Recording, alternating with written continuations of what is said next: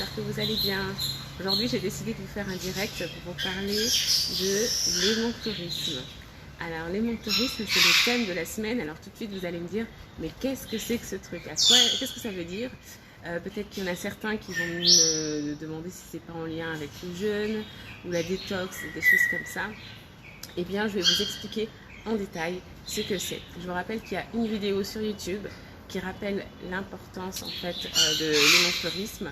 Je vous mettrai le lien sûrement en bio ou dans les commentaires de cette vidéo. Voilà, alors du coup j'espère que vous allez bien déjà. Aujourd'hui, pourquoi est-ce que je veux vous parler de cet émonctourisme? Alors déjà, l'émonctourisme, c'est la capacité du corps à se débarrasser des toxiques et des toxines, enfin des déchets du corps. Parce que le corps, en fait, ça paraît évident finalement quand on y réfléchit, parce que ça rentre, mais il faut bien que ça sorte à un moment. Donc c'est vraiment ça l'émonctourisme. Et en fait, peut-être que finalement, vous vous sentez, vous avez l'impression parfois d'avoir envie d'être libre comme l'air, d'être beaucoup plus léger, vous vous sentez un peu lourd, vous sentez que voilà, il y a des choses qui vous pèsent. Et bien en fait, voilà, c'est en lien avec l'émonctourisme parce que effectivement, imaginez que vous puissiez justement être, voilà, avoir le poids que vous voulez avoir, que vous puissiez avoir, vous sentir léger tout simplement. Hein. Parce que en fait, même si on n'en a pas vraiment conscience, on le sait qu'il y a des choses qui sont en trop, quand il y a des choses qui encombrent, quand il y a des choses dont on doit se débarrasser. On le sait inconsciemment. Et donc du coup, pour ça, la solution, c'est l'émonctourisme. L'émonctourisme, qu'est-ce que c'est? En fait, c'est la capacité du corps, comme je vous ai dit, à se débarrasser des déchets. Et c'est le fait, en fait, de pouvoir faire partir, écouter le corps, parce qu'il sait ce qu'il y a à faire, mais l'aider à éliminer correctement ce qu'il a à faire. Donc, en fait, pour rappel, on dit qu'il y a 5 émonctoires, 5 portes de sortie du corps. Je dirais qu'il y en a 4 plus 1. Alors le premier c'est le foie, donc c'est vraiment lui l'éboueur, c'est l'organe en fait qui se charge de faire le tri entre ce qui est bon et ce qui n'est pas bon. Et ensuite les 4 portes de sortie, donc c'est les poumons avec la respiration, c'est les reins avec les urines, c'est le côlon avec les selles et c'est la peau avec la sueur, le sébum, etc. Donc du coup, vous les connaissez bien en fait, tous ces émonctoires, et tous les jours d'ailleurs, vous les utilisez, même sans vous faire attention, parce que quand vous allez vous laver par exemple, en fait c'est pour éliminer tout ce que l'émonctoire peau a abandonné, et du coup en fait, comment dire, excusez-moi. En fait, c'est comme une maison, parce que dans une maison, vous nettoyez, dans une maison, vous faites des vides-greniers, vous travaillez sur les encombrants. Pour la voiture aussi, on le sait, parce qu'on fait des vidanges, des choses comme ça. Et bien pour le corps, c'est aussi nécessaire de le faire. Alors, dans les techniques ancestrales, bien sûr, il y avait beaucoup de choses autour de ça. Il y avait beaucoup de jeûnes qui, finalement, ont été repris par les religions, notamment le Ramadan, la religion catholique. Et puis, il y avait aussi les purges. En fait, on faisait des purges. Je ne sais pas, peut-être que vous faites partie de la génération qui a encore eu droit à des purges avant la rentrée des classes, par exemple, ou à des moments précis de l'année, pour pouvoir justement éliminer en fait ce qu'il y a à éliminer, booster le corps, aider le corps, parce que le corps il sait ce qu'il y a à faire, mais parfois il a besoin d'un petit peu d'aide, donc c'est un petit peu le but de ça. Et aussi, vous le savez sûrement, quand vous faites des gros repas, vous avez le corps en fait qui élimine seul, parce que parfois vous faites des diarrhées. C'est simplement en fait les diarrhées, c'est là encore une fois, c'est une maladie protectrice de la vie qui est là pour éliminer les excès.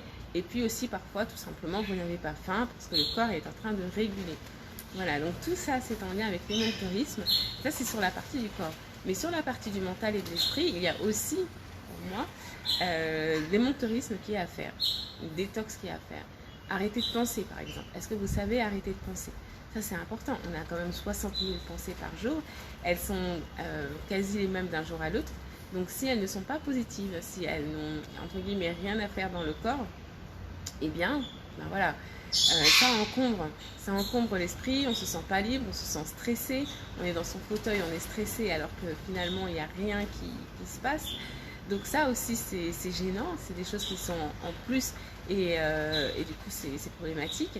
Et enfin au niveau spirituel, il y a aussi cette détox à faire en fait, de pouvoir se connecter. Aujourd'hui on est beaucoup connecté mais pas à ce qu'il faut finalement, on est connecté aux écrans, on est connecté aux informations, etc.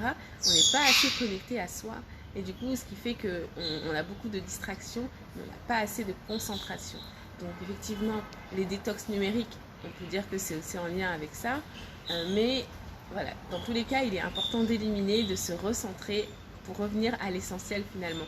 On est toujours là dans cette recherche d'authenticité.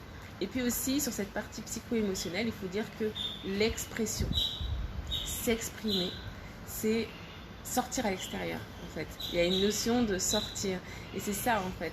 Finalement, quand on dit tout ce qui ne s'exprime pas s'imprime dans le corps, quand on parle de mal à dit, eh bien c'est toujours en lien selon moi avec cet émonctorisme, cette nécessité de se débarrasser de ce dont on n'a plus besoin.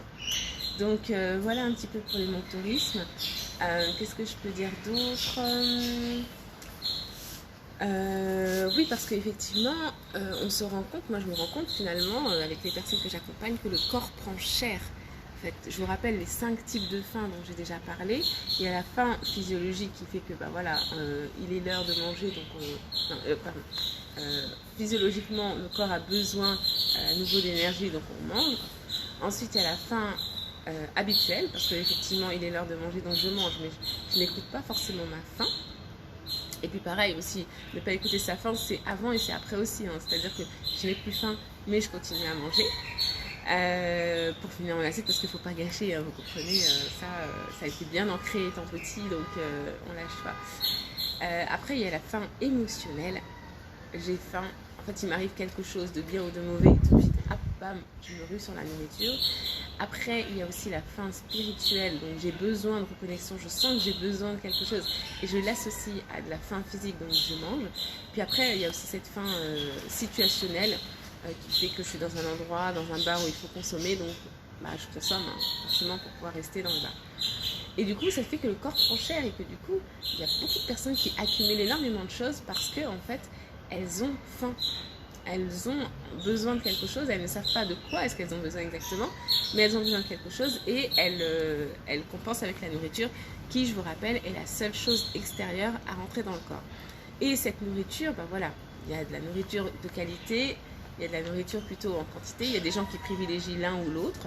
Encore une fois, il y a besoin d'information, il n'y a pas de jugement à avoir parce que voilà, on essaye de faire au plus vite et les industriels, je vous rappelle que les industriels ont très bien compris ça, vous donner ce dont vous avez envie, c'est-à-dire de l'énergie, sans pour autant mettre l'accent sur la qualité.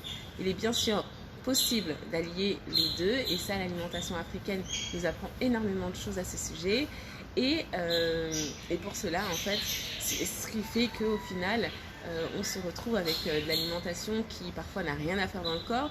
Je prends l'exemple des chips, par exemple, des chips industriels, bien sûr. Je prends l'exemple je sais pas moi, du sucre blanc, voilà, du gluten. Tout ça, ça n'a rien à faire dans le corps. Et puis, parfois, ça stagne, ça stoppe. Le lait aussi, le lait de vache. Et du coup, en fait, voilà, on se retrouve avec dans le corps des choses qui n'ont rien à faire. Donc, quand le corps veut stocker, qu'est-ce qu'il fait? Il dit, tiens, il y a une articulation qui traîne par là. Je vais mettre un petit peu d'acide par là. Il y a d'autres choses qui traînent, donc je vais les stocker, je vais faire et ça va devenir une masse. Enfin, des choses comme ça en fait, pour que vous puissiez comprendre que finalement l'importance de la détox, c'est le fait de se dire j'élimine ce qui ne m'appartient pas, y compris pour des choses, les substances nocives. On parle beaucoup des nanoparticules, on parle beaucoup, par exemple, des vaccins, des choses comme ça. Il y a des substances qui sont étrangères au corps pour que le corps puisse avoir une réponse immunitaire, mais il y a aussi le fait qu'il y a des substances qui n'ont rien à faire dans le corps, qui sont faites pour des questions d'industrie, on va dire, et de support, de plein de choses. Mais en tout cas, au niveau du corps, ça n'a rien à faire là. Donc le corps doit réussir à s'en débarrasser. Pour ça, encore une fois, il faut qu'il soit au maximum de ses capacités.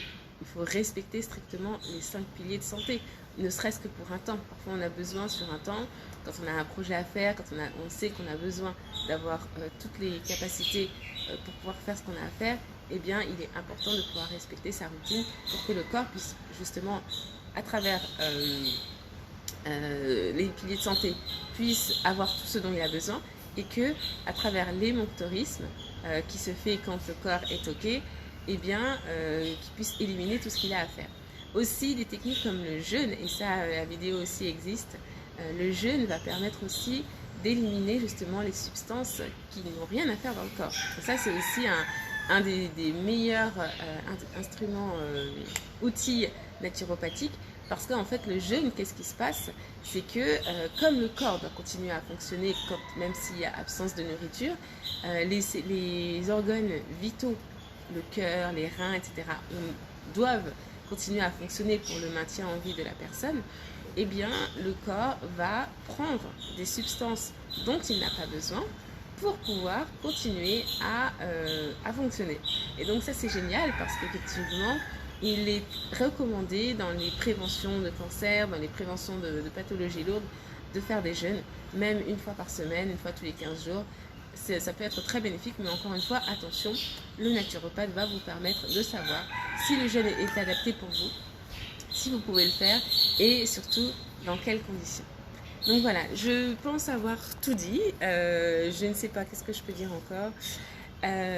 Effectivement, encore une fois, la solution à tout ça, c'est au niveau du corps, du mental et de l'esprit, pouvoir réussir à être équilibré, retrouver cet équilibre, suffisamment d'énergie, parce que je parlais du jeûne il y a quelques minutes, mais effectivement, quand on jeûne, on se prive de nourriture, et bizarrement, on a plus d'énergie, parce que, en fait, vous n'imaginez pas toute l'énergie qui est monopolisée pour la digestion, et quand on épargne ça au corps, eh bien ça nous donne beaucoup plus d'énergie, et puis après on se sent bien, et surtout qu'on se sent bien, on se sent libéré, justement, libéré, délivré, on se sent bien.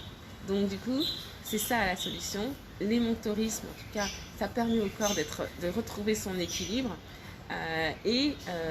pour cela, l'avantage d'Afro-Naturo, c'est de pouvoir allier le corps, le mental et l'esprit, d'avoir des outils pratiques pour pouvoir travailler sur ça, travailler sur le corps effectivement avec des plantes, des compléments alimentaires, un réglage alimentaire qui va vous permettre de réguler tout ça, et puis aussi c'est permettre de pouvoir travailler sur la partie psycho-émotionnelle, les pensées limitantes, travailler sur les objectifs qu'on n'arrive pas à mettre en place, sur les croyances, sur toutes ces choses-là qui nous empêchent, qu'on garde en soi en fait, qu'on n'arrive pas à exprimer. Des fois il y a des personnes qui n'arrivent pas, qui n'osent pas dire non, des personnes qui ont des choses sur le cœur pendant des années et qui n'arrivent pas en fait à les exprimer. En fait tout ça, voilà, c'est le rôle d'Afro-Naturo.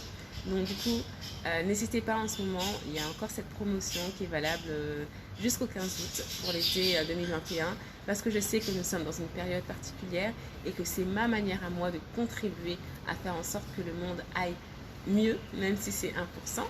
Et ça permet aussi, parce que peut-être que vous avez le temps, ça permet aussi de vous mettre en action enfin, pour aller vers la meilleure version de vous-même. Voilà, en tout cas, ça a été un plaisir pour moi de faire cette vidéo, j'espère qu'elle vous a plu. Vous avez tous les liens pour me contacter, pour prendre votre séance découverte gratuite, pour vous permettre déjà d'identifier votre problématique et de voir comment est-ce que je vais pouvoir vous aider. En attendant, je vous souhaite de passer un bon moment, une belle journée, une belle soirée, en fonction du moment où vous regardez cette vidéo. Et je vous dis à très bientôt.